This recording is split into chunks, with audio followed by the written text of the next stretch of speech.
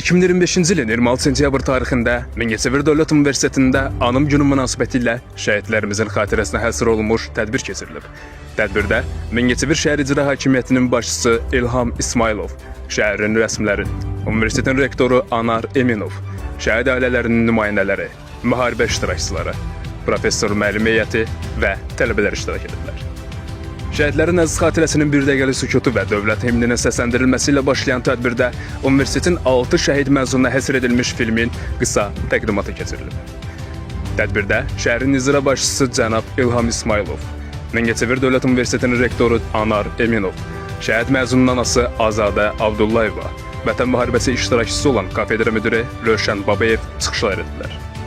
Çıxışlarda vətən uğrunda canlarını fəda etmiş qəhrəmanlarımızın şücaətindən, onların daim qəlblərdə yaşayacaq müqəddəs xatirəsindən söz açılıb. Tədbirin bədii hissəsində müəllim və tələbələrimizin ifasında şeirlər, mahnılar və tamaşa təqdim olunub.